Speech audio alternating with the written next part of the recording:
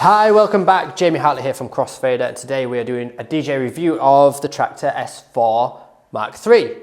This has been an exciting release from Native Instruments, and I've personally been really excited to get my hands on it, especially for these spinning jog wheels. Now we're going to talk about all the features on this controller. I'm going to give my opinions at the end and what I think about it, where it sits in the market and all of that stuff. But please remember to like, comment, share, subscribe, do all that good stuff to help us keep making more videos, tips, tricks and reviews just like this one. First, let's look at the inputs and outputs. There is an RCA and XLR master out available, a TRS booth output, 4 line in and 2 phono inputs with grounding. There is also a jack mic input along the back which takes over channel C, a USB hub for connecting external equipment, a USB port for your laptop and a power source. Along the front there are crossfader assign and curve switches, as well as another mic input which takes over channel D, and both 1/4 and 1/8 inch headphone outs. The casing of the controller is all made of plastic, not metal. The pots and buttons are also plastic, and then some of the EQs and the effects knobs have a rubber feel to them. The pads are rubber and they have a click, so do the cue and the play buttons, they have a click to them. It does feel very well built. It's just worth noting that there's not really many metal bits. It is a plastic controller, apart from these jog wheels, which are really unique and interesting, but they have a metal faceplate on the top here. We'll move on to the jog wheels shortly, but first of all, let's look at those basic features that all controllers must have nowadays. We've got our cue and play button. Really nice tactile buttons. We've got 8 performance pads here, which are RGB performance pads with hot cues. You can save loops in there, and also you can access the samples if you're using a sample deck, or stems if you're using a stem deck, which we'll look at soon. Moving on to the mixer section, we've got 4-channel mixer with up faders. Now these fader caps are really interesting. They feel really nice to mix with. They're these carbon protect faders. I'm not sure what necessarily that means, but they just feel really nice for scratching, for mixing. They're really smooth, got a nice bit of tension to them. The crossfader can be set in the settings to have a really tight cut. So for any scratch DJs out there, then that's something that you can do, and it does feel really nice for scratching. Moving up, we've got a 3-band EQ. This is a total kill EQ, and you can change the way the EQ responds again in Traktor's settings. At the top, we have the gain controls. And then we have the effects assigned, so you can assign these effects or these effects to any of the channels using these 2 buttons here, which again we'll look at soon and how they work. Each channel has a headphone cue, which you can turn on here. You can turn your headphone level up and down there, and the mix between the headphone and the master can be here. The headphone channels and the master can be mixed using this knob here. That's if you want to preview how it sounds in the mix before bringing your fader up. It's worth mentioning at this point that each channel has different options. So along the top of the controller on each channel, we have the option to either have a line, or you can turn the line on or off using this external button. So you can plug in either CDJs or turntables into this controller. Now at the moment, you have to have the Traktor Pro 3 software running to be able to use it with external equipment. Apparently in a firmware update, you're going to be able to use this standalone without any equipment plugged in and use it as a standalone mixer. But for now, you do need the software to be able to access those external units. If you want to change from line to phono, you can hold the shift button and press the EXT external button, and it'll switch the source from line to phono. The turntables can only go into channels 2 and 3, or 1 and 2, should I say, A and B. And then the mic, you've got 2 mics that can go into either channel C or channel D. And you can access them here and here, again holding shift and then turning it on and off. It's really nice to now see that there is a mixer effects section added to this controller. It's something that Traktor didn't have years ago, and it's now pretty common to have sort of what you would class as color effects on the Pioneer stuff, but this is the mixer effects section that Traktor have developed. So how that works. We've got 4 effects to choose from, and you can change these effects in the settings. I think there are 8 or 10 to choose from. You can choose which one you want, turn it on underneath, and apply the effects. Now it's worth noting this reverb, for example, works post fader on the up fader.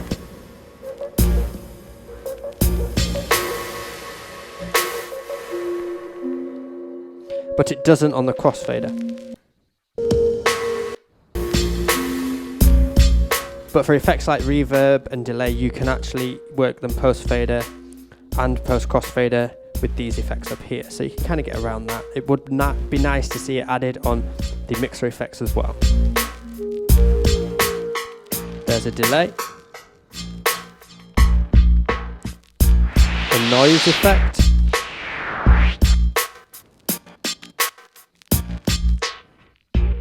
And some more. Now it's also worth noting that there is the filter option to turn on at any point to get your low pass and high pass filter. So you can change these effects to different ones that are pre-built within Traktor settings, and then the filter is always there. You can also choose different effects for different channels. So if I hold effect 2 and then press this button here, it turns channel B into the delay effect. We haven't got anything running through there, but you can then choose all different effects for each different channel and turn them on and off independently. If I just press filter, they all go back to filter. Now moving back to the deck section of the controller, we've got a nice, pretty much full-size tempo adjust. You can get really, really fine adjustments with this tempo adjust, 0.03 at the moment, and you can obviously change the width of the tempo within the settings in Traktor. You've got key lock, which is shift and then click the loop button here, and you'll notice on the screen we have 8M highlighted at the moment. If we click it, that turns off. So now if you want to turn key lock off, it rides up and down in pitch. Turn it back on. It locks the pitch but changes the tempo. Above the tempo controls, we also have the sync and master features if you want to synchronize decks up together and choose which deck you want as the master. Going back to the key lock, we can now key shift in Traktor Pro 3. So if we hold shift and then move the loop button left and right, we can change the key. If you listen, you could click key lock off and it will stay on that key, and then you could move to a different one and click it back on, and it almost key jumps, key shifts into a different key. So that's something that's pretty neat that's been added. Without holding shift, you can set a desired loop length and then click this in to activate a loop. When a loop's active, you could decide to save it by just hitting any of the empty pads here, and it'll show green for loop or blue for just a hot cue.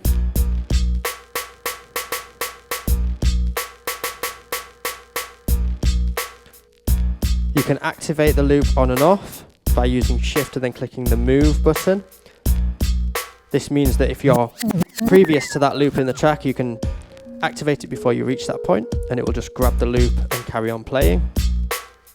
You can move a loop while it's active using this knob here, and it will move whatever the loop length is shown on the screen. And you can move it through the track to find different interesting points. We could half it while it's active and move around. Save another loop and then jump back to that one.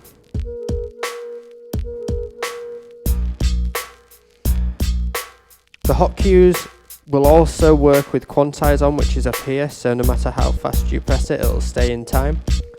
You could turn snap on and off, so that when you're setting up your hot cues, if you hold shift, press the quantize button, snap is now off. So when you're setting them up, you can either snap it to the grid or not. Let's undo that loop. The last thing is you can actually move around the track without a loop active, just using this. If you wanted to jump through and eliminate parts of the track, or just preview it before playing it in the headphones. The screen gives you a few bits of information like the track title, the BPM, the time remaining, and even the overview waveform. It's nice to have that screen on there so you don't have to always look at the laptop, but it would have been nice to see it a little bit bigger potentially on this release of this controller. But nevertheless, it's still useful to have right here in front of you. Moving across, we've got deck select, and we'll move on to deck C in a second, but you can have up to obviously 4 decks going on this controller, so that's how you access the other decks. Now moving on to the really interesting thing that has been developed, that Traktor and Native Instruments have developed on this controller.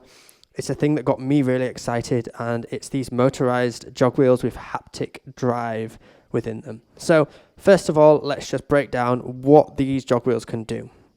There are a few different haptic drive modes. The jog mode is what most controllers are set up like now. It's a static platter, and if you use the edge of the jog wheel, you can nudge the track faster or nudge it slower. It's touch sensitive, so if you touch the top in jog mode, the track stops, and you can scroll it backwards, forwards, backspin, and do any of that. It works exactly like most of the controllers. Now the next thing is the TT. If we put this on, suddenly it's motorized, it starts spinning. This is where it gets quite interesting. So, first of all, how it feels. There's a bit of tension. When you pull the jog wheel back, you can feel it fighting against you, like as if you were on turntables, which I think is really nice. That's how I want it to feel. It wants to feel like when I let go, it's going to pull the track forward, and it does that really well. Now I noticed when playing around with it, there's almost 2 modes to get comfortable with, and it's not a mode, but it's just a feeling. So if I was to pull the jog wheel back like this and release, almost for a little baby scratch drop, it's really tight. When you release, it's bang on the beat, and it pulls forward really well. Now if I apply a bit more pressure and spin back a bit faster, it'll do a really long backspin. Now there is a fine line between your baby scratch drops and then doing it a bit too much and it flicking and suddenly running away from you. So don't be too heavy-handed if you want to do some drops.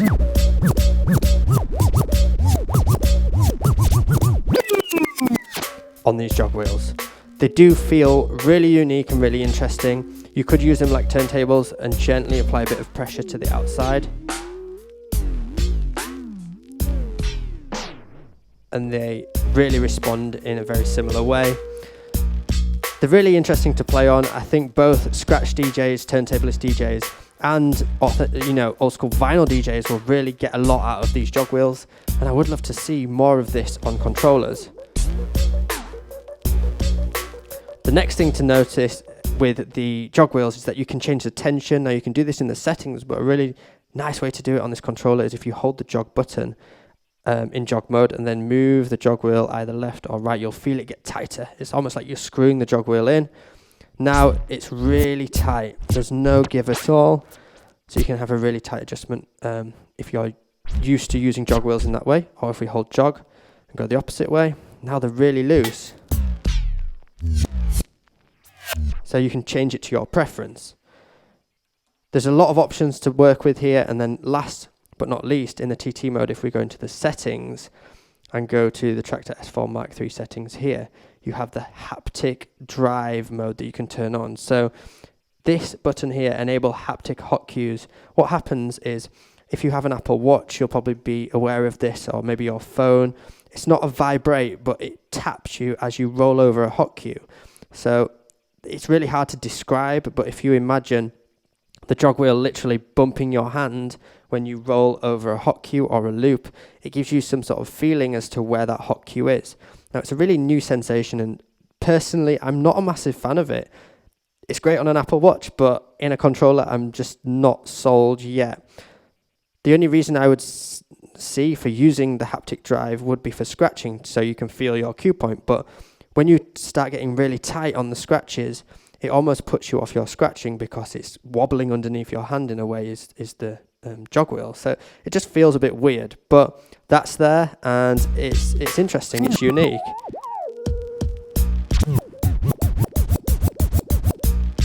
The closest thing I can describe it to is almost when you've got a slightly loose platter on a CDJ and it feels like it's moving left and right slightly. It gives you that sort of sensation. So that's why I'm not a big fan of it when I'm scratching. I would turn it off. The next thing is there is ticks when nudging. Now in jog mode, when you nudge the track faster or slower, you can choose whether the jog wheel almost vibrates. If we put it on coarse, it has these almost little nudges that it taps you on your hand as you nudge it. Or the other option you have is to put it on fine. Now again, it's quite a unique sensation. I personally will just have it off because that's what I'm used to. But if you want some sensation to know that you're definitely nudging the jog wheel, then it's a cool little feature that's been added. The last thing I want to mention about the Jog Wheels is the transport mode. So we've got flux mode and reverse. Now, with the jog mode active, both work fine. Reverse, then when you let go of reverse, it will jump into the track where it would have been if you hadn't have reversed it. Flux mode is the same thing, but you can do anything to the track and you'll see the playhead keeps playing, and then you'll move further into the track. You could use hotkeys and then let go and it'll jump back into the track. Now, something to bear in mind is when it's on the Haptic Drive mode with the TT, flux mode doesn't seem to work with the jog wheel. It just stays where it is, it holds it where it is rather than the track keeps playing. Also, the Q button doesn't stop the track because it's a moving jog wheel. I think it just doesn't want to stop the actual track, because then how do you know whether it's playing or not? So it's just something to mention. The reverse still works with TT mode, but it doesn't jump to where it would have been in the track. It holds it at its absolute position. So again, just something worth noting, that these transport modes work slightly differently whether you're using the Haptic Drive mode or not. Moving up to the effects that you can assign to each channel, we can just test them out real quick. These are really powerful effects, and Traktor is known for how in-depth the effects can go. There are some new ones in Traktor Pro 3. There are loads to choose from. If we look on the screen, you've got all these effects, and then you can decide whether you want to have it as 3 separate effects that are assigned to the channel, or you could have one effect to change different parameters within it. But just for example, let's turn on some effects. You've got a master, dry and wet here, and then you can change each individual effect out of those 3 and turn them on and off separately. The effects in Traktor are really powerful, and it's a case of really finding your feet and really coming up with your favorite combinations and your favorites and testing loads out. But these work very similarly to the older controllers from Traktor. The knobs feel really nice, and yeah, they're just great effects. Moving on to the actual library controls, we've got a knob on both sides of the controller for each deck where we can scroll up and down our library, click in to load. You can change the view options to library view or extended. We can also move through the library and then prepare tracks by clicking this button here, and it'll put a little diamond next to it and put it into our prepared folder. To access the prepared folder, you can hold the star button and go through all of your favorite playlists or preparation folder here. If I go back to track collection, let go, I can scroll in and out. If I hold shift, I can scroll up and down the tree view here. So there are lots of different options of ways to scroll through your library. You do not need to touch your laptop once you understand which ones to press. The last button up here is a preview button, so you can preview in your headphones tracks before you load them into a deck. Now let's move on to the different options that we have for different players. So in Traktor, you have different options here. You've got a track deck, remix deck, stem deck, or live input. Now, I've just got a remix deck loaded on this side on channel B, so you can see how that works. A remix deck works using samples, and we have access to the 4 samples here, highlighted with the different colors. If I press play on this side and set this as the master, you can sync up the remix deck to the master, and now you could play along different sounds.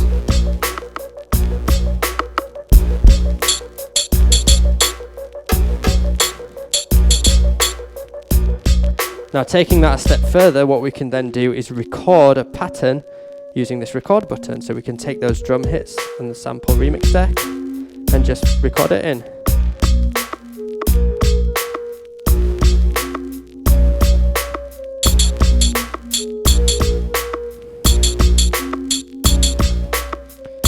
Now you might think that this pad here, this hit, is quite loud. So something else we can do, if we turn record off, we can hold the pad underneath and we can change the volume of it using this. And it'll just change the volume of this sample here. You might want to filter, which you can do by holding this pad, and we could use the other knob to filter that individual sample up or down. Let's do it on the other one.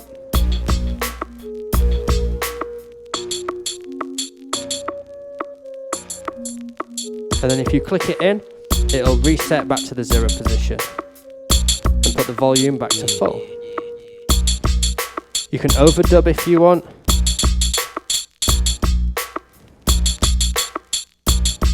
And it overdubs over the top. You can put the hold the mute button here and then mute them and then bring them back.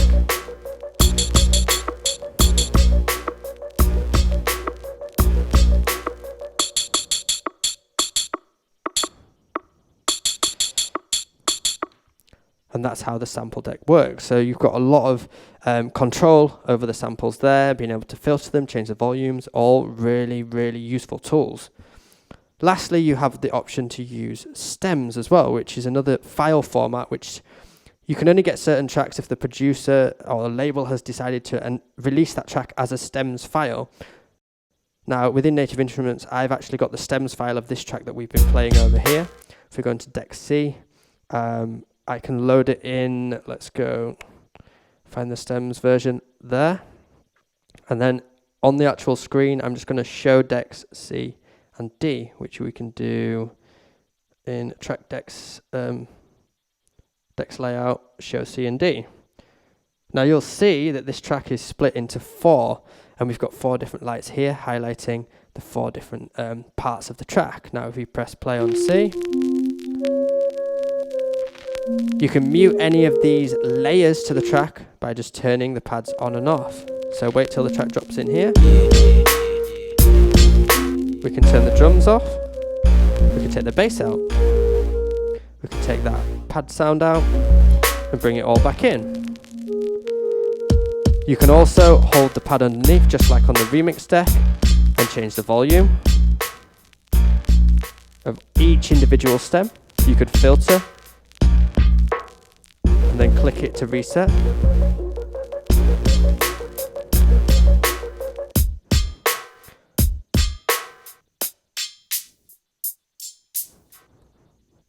And drop different parts in.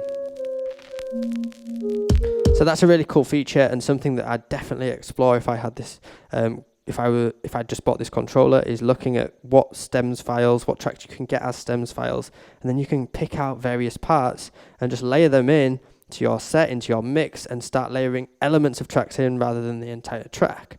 So this is a really cool feature, and it's really easy to use and easy to access. Just these few options that make a massive difference when it comes to mixing and creating live performances. So there you have it, a complete overview of the features of the Traktor S4 MK3. Now, what are my thoughts on this controller?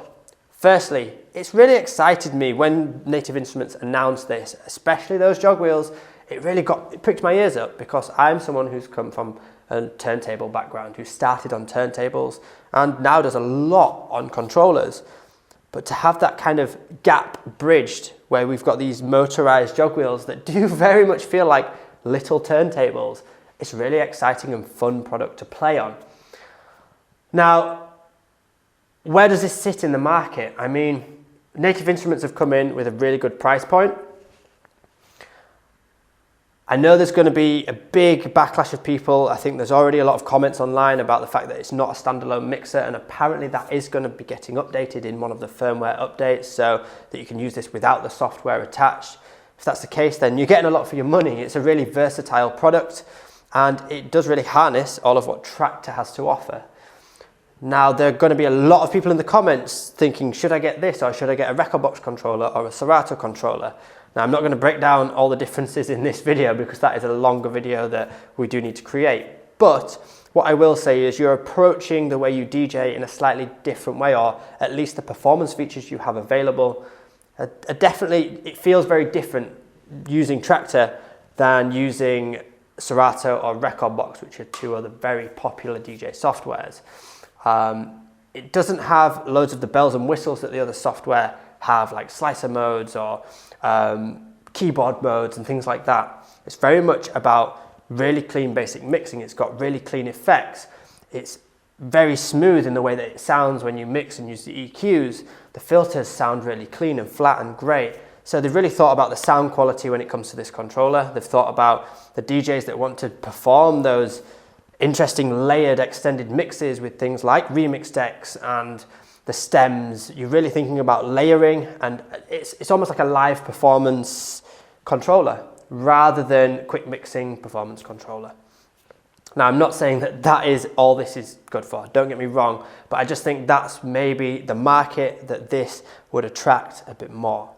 Any producer DJs out there that are already using Native Instruments products would definitely want to think about a Native Instruments controller, a Traktor controller, because you could plug in a machine and start bridging the gap between producing and DJing and creating a live setup. I don't think this controller is necessarily going to force any DJs to switch who are already currently using different platforms or different equipment, but I think as a starting controller for new DJs, if you can afford to spend that bit of money and you like what you see in this review and the features that this has to offer, then this guaranteed is a very, very good starting point, and you're going to be able to get really creative with this controller and start to implement your own live remixes and live production elements into your sets. One quick word of warning though is that I do stand by the fact that Traktor is a very complex piece of software, and there are a lot of settings to get your head around, especially for beginner DJs. Now, we are in the process of creating online courses for Traktor, both beginner, intermediate and advanced courses for all different levels. They'll be filmed using this controller and the Traktor S2 MK3, so if you have either of them, make sure to check them out if they're available, or just watch this space because there are some coming soon. Please drop any comments below what you think about this controller, whether you're about to purchase it, and what you think it sort of offers the market and the industry compared to other controllers around its price point. Thanks for watching, and I'll see you in another review video very soon.